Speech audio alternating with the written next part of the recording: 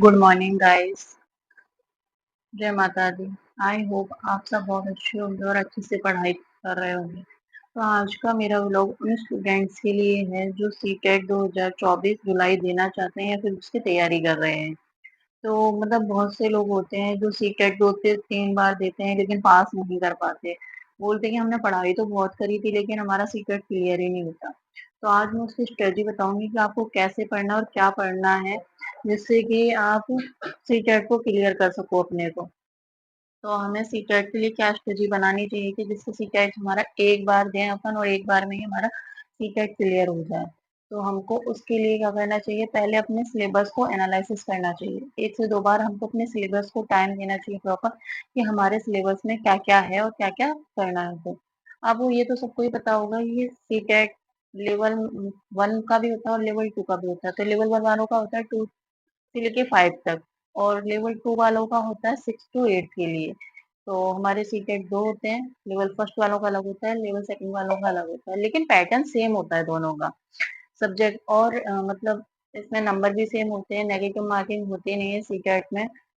तो आप इसकी तैयारी कैसे करेंगे? ऐसा नहीं कि कोई भी बुक ले आए और आपने उसको पढ़ना स्टार्ट कर दिया, ऐसे कभी सीटेट नहीं निकलेगा आपका।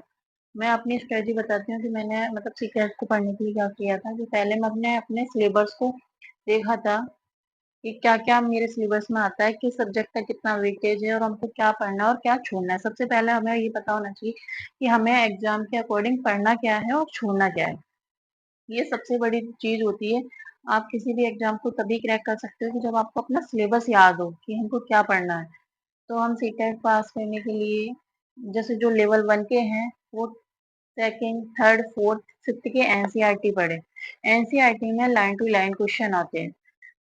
और इसी तरीके से 6 to 8 वाले हैं, वो भी 6, 7, 8 की एनसीईआरटी को तो पढ़ ही ले सारे।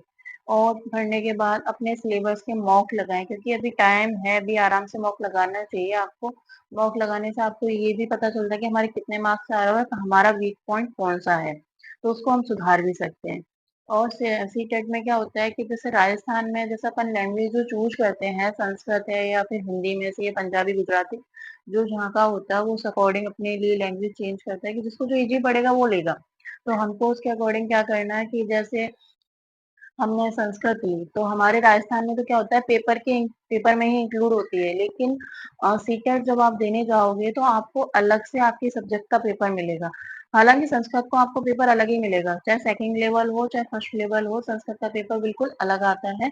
आपको फर्स्ट पेपर में आपको जो 4 सब्जेक्ट का मिलेंगी और संस्कृत का पेपर अलग से आएगा, तो इस चीज का ध्यान रखना। और ध्यान रखना उसके बाद क्या होता है कि फर्स्ट लैंग्वेज भरी है उसको फर्स्ट में ही भरना, आपको सेकंड लैंग्वेज भरी है उसको सेकंड में भरना।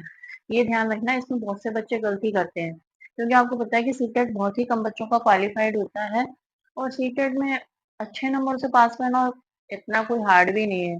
और सीटेट का पेपर वो थोड़ा सा मॉडरेट आता है लेकिन समझ पर आधारित क्वेश्चन होते हैं, आप उनको अच्छे से पढ़िए और करिए। और फिर क्या होता है, आपने एनसीईआरटी पढ़ ली अपने पेपर को निकालने के लिए और आप अगर कोई क्लास देखना चाहते हो, जैसे मैंने जो मेरी पढ़ाई में स्ट्रेटजी में शामिल की थी ना जो क्लास, वो क्लास मैं आपको बताती हूँ।